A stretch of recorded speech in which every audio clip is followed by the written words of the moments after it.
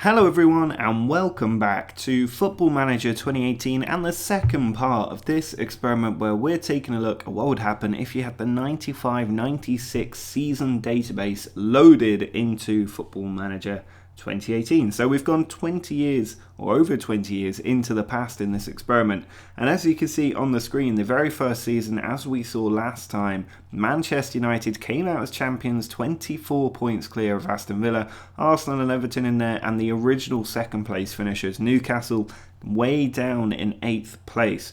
Now overall, I felt the league actually finished up in not too bad a position, but there was quite a lot of variances in there that weren't totally accurate, and that was quite interesting to see. We saw La Liga and the Bundesliga not quite as we would have expected either. I mean, La Liga very much so. It was still Barcelona, Real Madrid and Atletico at the top, but in the Bundesliga, Bayern Munich finishing third there. Some people asked why wasn't Serie A loaded. It's because it's broken. I did mention that in the last part, but I can't load it because it doesn't work. But the teams are still in there, the players are still in there, I just can't load the league. So we're stuck with the leagues that we have got. Now today's video, as with the last few experiments, is sponsored by the OneFootball app. If you like football, which I imagine you do if you're watching this video, you should definitely download this app. It's the best way to keep up with all the latest news, transfers, fixtures, everything you could possibly want with the new season. So hit that link in the description and download the app if you haven't already. It really does help the channel out as well. And drop a like on today's video if you're enjoying this and would like to see more parts of it. And as I keep saying to you, it'd be brilliant if people could hit that subscribe button. I'm trying to hit 20,000 subs by the end of the year. We've gained so many lately, and it'd be brilliant if we could get those few more that we need to hit that 20k figure.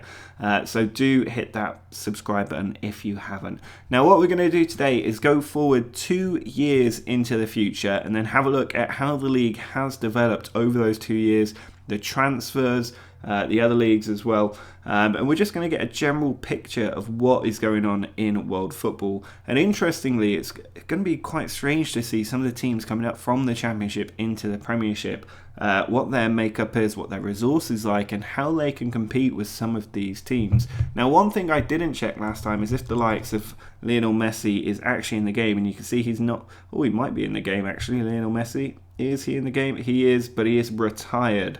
So you can't actually access these players. That was one thing that I wanted to check out.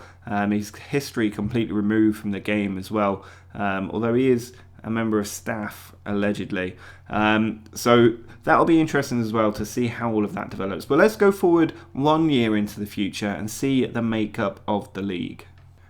Well, we are now 1 more year into the future, and as you can see, Manchester United securing yet another title, 6 points clear of Arsenal this season, a much smaller gap than last season when they were about 20 points clear. Arsenal in second place, 78 points, and Newcastle this time up to third, more around the area they should actually be in, with Newcastle just 2 points ahead of Spurs, who are doing quite well. Villa, Blackburn and Everton further down the table, Liverpool and Chelsea in 8th and 9th, and then Manchester City relegated as United win the league. Not ideal for them. Couple of teams to come up. I think Ipswich are one of the promoted teams. You can see they did get promoted last season, finishing in 3rd place. If we look at that team, you can see it does have the original players in it. So you can see Kieran Dyer is in here, Embo Mpenza is in there, Richard Wright is in there as a young man, Tony Mowbray is still a player there, Titus Bramble is in here. Titus Bramble, where has he come from? I mean, that's not what Titus Bramble looks like.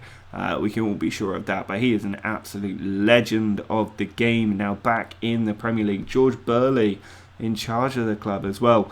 So it does look like the lower league teams have also been edited, which is brilliant. Now we can also see it's not. Darren Anderson has Ronaldo's profile. I thought they'd actually signed Ronaldo, and that would have been absolutely sensational. But that is just Darren Anderson masquerading as R9 Ronaldo. Now, a lot of things will have changed here, especially with the transfers. But first, let's take a look at La Liga, which has jumped to the top of the rankings. And we can see Atletico Madrid have won the league this season. 2 points clear of Real Madrid. Barcelona much further back. Espanyol only just behind Barcelona. So they're doing quite well. I'm not sure if they have many players I would know. They've got Pochettino, which is quite interesting.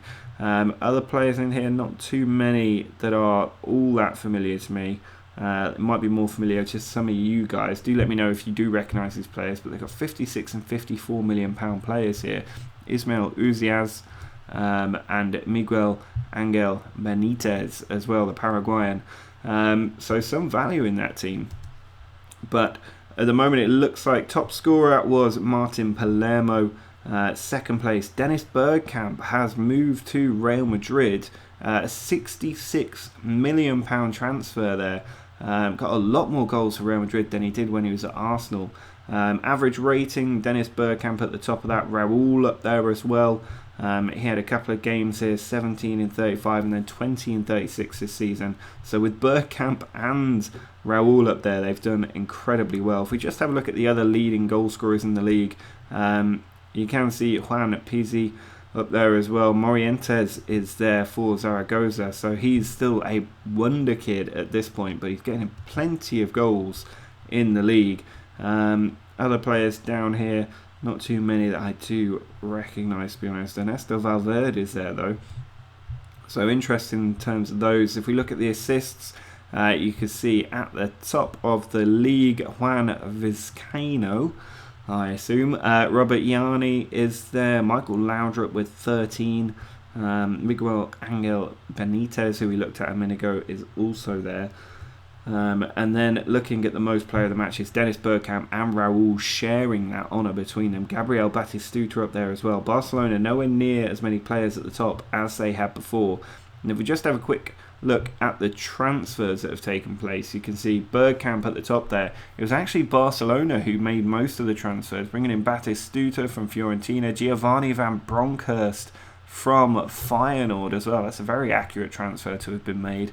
And Jose Luis Caminero from Atletico Madrid. They also brought in Mihailovic from Liverpool. So really splashing the cash, Barcelona. Not that it did them much help, but Real Madrid have signed Cafu, which is a fantastic signing. The World Cup winning captain of Brazil, has moved from Palmeiras for 11.5 million. I'm sure we'll see a lot more of those. Luis Figo has gone to Dortmund, which is a bit of a shock transfer there. He's gone for just 10 million as well from Barcelona, where he wasn't playing, and that's an absolute steal from Dortmund. You can see his average rating there massively high. Gus Poyet moving to Liverpool for about 12 million. Any other big names down here? I think I'll probably do for now. And if we have a look at the Bundesliga as well, you're going to have to drop back because their season has ended in the game a bit sooner. But you can see Bayern Munich have won the league this time, 1 point clear of Dortmund, whereas the season before they were a long way off, 20 points off Dortmund. They've made up that gap and with a point to spare. Leverkusen down to third, Hertha Berlin in fourth. And if we have a look at the transfers in this league, I'm sure we'll get an indication as to why. You can see Bayern Munich here with quite a few big transfers. Bajic from Bursaspor. They also brought in Reisiger from Ajax. I do remember Reisiger quite well. Martin Jorgensen's come in. Jaap Stam from PSV. Now that's a great signing to have brought in. Jaap Stam signed for just 9.25 million. Another steal. There are a lot of bargains in this database. That's the very clear news coming out of this. But Juninho moving from Middlesbrough to Schalke as well is an interesting one. 24-year-old Brazilian. Had a good season with Middlesbrough, but seemed to have an even better one when he did move to Schalke. Other big names down here. Ian Zickler's left Bayern Munich, but otherwise not too many big names going into the Bundesliga because it is just two teams with the real financial firepower there. But if we go back to the Premier League and just have a quick look at the transfers that were made here, then you can see Bergkamp, the biggest one, leaving though. David Terrier has moved for an awful lot of money there, £62 million from Metz. I'm not sure if that's a mistake or not. Chelsea spending a lot of money. Mark Pembridge from Sheffield Wednesday, Colin Cooper from Forest, and Sunday Olish, or is that Olise from Cole as well. Sami Hyypiä has been signed for Arsenal. That's a great signing for them from Willem. And then Zenden as well, moving. £50 million is a very high rating to have given him. Did well at PSV though, and Manchester United will make the most of that. Deschamps moving as well. Kanchelskis as well. Andrei Kanchelskis. Another one that seems slightly overrated in terms of valuation. But he's moved on as well. Graham Lasseau has gone to PSG. John Dahl Thomason has gone to Manchester United. I remember him very well when he played for Newcastle. £20 million he's cost. He got a lot of goals in the Eredivisie there. 25 and 24 in his 2 seasons. No wonder he got a big transfer over. Lee Clark leaving Newcastle. Further down, Gary Speed moving to Spurs. Good signing there. Michael Hughes going from West Ham to Blackburn. Paul Gascoigne going to Chelsea for nearly £20 million. Tony Cottee going to Leicester. Julian Dix going to Blackburn. West Ham losing their players. Dumitrescu also going to Chelsea there. Marco Materazzi moving to Chelsea. Just looking for any other big names. We're getting further down the transfer fees here, but you can see Steve Finnan moving to Arsenal for 12. Van Bommel going to Leeds for about 11 and a bit million. Nigel Martin going from Palace to Villa, classic Everton goalkeeper.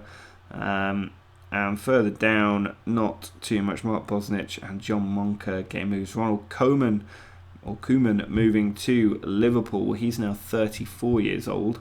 But overall, a pretty interesting transfer window in the Premier League, it has to be said. Just trying to see if there are any other big transfers. Dougie Freedman going from Palace to Bolton. And Freddie Ljungberg has moved to Forest as well. So just 5.5 million. He's only on loan at the moment. He's gone back on loan to Sweden. He is going to do absolute bits for Forest. I'm not sure why they let him go back on loan. And Dietmar Hamann moving to Derby. Another surprising transfer there. But I think some of these players have slightly odd ratings. That's what I'm getting from this. Matt Holland moving from Bournemouth to Sheffield Wednesday. Again, pictures a little bit ruined by the previous Legends database here. But very interesting, that first season there in the Premier League. If we look at the Champions League, bearing in mind we do need to speed this up a little bit, you can see the current holders are actually Ajax. And if we look at the stages going back to last season, and then if we have a look, that's just gone wrong. If we have a look at the quarterfinals of the Champions League, you can see Inter Milan beating Parma there 3-2. Inter managed to overcome a very strong Parma side under Roy Hodgson here. Roberto Carlos Pagliuca, Paul Ince is there, Berti, Javier Zanetti.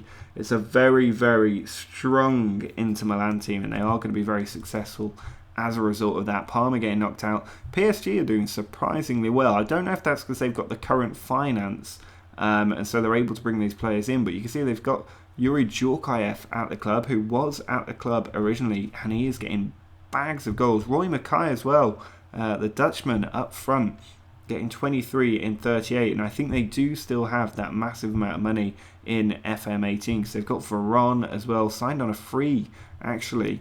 But Graham Lasseau moving there, Marcelo Delgado also at the team, signed for just 4.2 million. But they've got a pretty decent side here, a lot of £40+ million players, which is really, really going to help them, including a young Nicholas Anelka at 18 years old. Got 5 in 12 last season, hasn't had much of a sniff since then.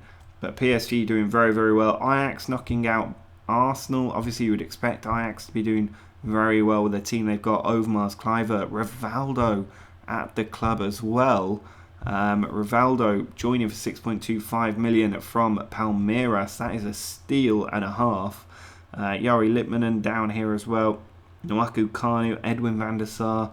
I would expect a period of dominance from this Ajax team. AC Milan knocked out by Bayern Munich. We will just have a quick look at AC Milan because they are going to have a strong team. Roberto Baggio, Maldini, Georgie Weah is there. Marcel Desailly is there. Weah, 30 years old now, still banging in the goals in Serie A. And they've just got a very strong side. So the Italian team's doing well in the quarter-final stage. Semi-finals, it was Ajax and Inter that made it to the final, and Ajax did win in the final 1-0. If we drop down to the Europa League, go back to last season and go to the quarter-finals, you can see Monaco, Valencia, Lyon and Real Madrid all getting through here. Fenerbahce doing very, very well in this database, but I don't think they have necessarily been upgraded or updated at least. Lyon knocking out by Leverkusen. They do seem to have a decent team. And if we go to the semi-finals, you can see it was Valencia and Real Madrid that managed to get through, and in the final it was Real Madrid who won it 2-1. I'm surprised to see them in the Europa League. They must have got knocked out in the group stage of the Champions League, but that will set up an interesting Super Cup next season, Real Madrid and Ajax there. I will also just have a quick look at the World Cup, which has now happened, and it's England who've won the World Cup. It really is coming home. If we go back to the last World Cup here and have a look at the quarterfinals, Uruguay beat France 2-1. France must have had a decent team here. If we have a look at their senior squad, Zinedine Zidane, currently at Bayern Munich, so he's left on a free from Bordeaux and moved to Bayern Munich. Huge transfer there. David Terrier there, obviously a mistake. Yuri Djorkaeff, Deschamps, Cantona, Robert Pires currently at Metz. Surely he will move to a bigger club soon. Metz have got a decent team pulled together though. Emmanuel Petit currently at Monaco. Liz Arazu at Bayern Munich. David Ginola at Newcastle. Lilian Thuram, Laurent Blanc. It's no surprise that they made it to the quarterfinals with a team like this. They've even got Fabian Barthez in there as well. Butterfingers Barthez. Uruguay did knock France out though, and that's the surprising thing here. I mean, they've got Poyet in there, but there aren't too many great players. Alvaro Recoba, currently at Marseille, in the team though. He got a lot of goals in his day. And if we also have a look, Italy knocked out Holland. Holland obviously going to have a really strong team, but Italy possibly more so. You can see Chiesa there, Maldini, Gianfranco Zola, Dino Baggio there. The international scene almost as interesting as the domestic scene. And if we look at Holland as well, you can see Dennis Bergkamp leading the way, but Jaap Stam, Reitziger, Kluivert, Bronkhorst, Van Gobbel, Seedorf, Davids, the two De Boers as well, Philip Cocu. This was a real golden age for Dutch football, and it's a shock they didn't win any major trophies back then.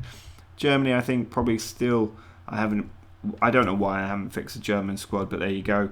Argentina, if we look at their team, very strong. Batistuta at Barcelona, Redondo at Real Madrid, Simeone at Atletico, Hernan Crespo currently at Arsenal, and you can see there 22 and 36 for him since joining. Trotta Delgado, Roberto Ayala in there as well, Zanetti. It's such a strong team, and Juan Roman Riquelme, who will very shortly be moving to a massive club. He's 18 and getting ratings like that. He will be moving in no time. So Argentina doing well, but England managed to knock out Croatia, and this is why the team at England, Alan Shearer for Blackburn leading the line, Scholes, Cole, Wilcox up there, Gary Neville, Paul Merson, Chris Sutton's worth 56 million. Gareth Southgate, the legend, is in there. David Platt, Jamie Redknapp. It's a great team, this. And it is the kind of heyday of England managing to get through. Not the heyday, but certainly a very good time for England. And if we look at the semi-finals, it was England who beat Uruguay 3-1, Italy knocked out Germany, and in the Grand Slam World Final, England beat Italy 2-1, and I can't get the details for the fixture, but it was an excellent World Cup win for England there. And the next World Cup will be in Australia in 4 years' time, so that'll be something to keep an eye on. If we have a look at the World Ball rather than the World Gall, then we can see it was Romario who won it in 2017. Cristiano Ronaldo Aveiro. Romario there for Flamengo, who's 2.7 million at the moment. He won the Golden Ball, 28 in 33 there, and 20 in 21, then 32 in 43. 20 and 17 at the moment. Why has he not moved to a bigger club? 31 years old, but absolutely sensational. He managed to knock out Hristo Stoichkov, who's at Parma. He's had a brilliant time as well, getting a lot of assists there. And in third place was Eric Cantona for United. The following season, Hernan Crespo won it though.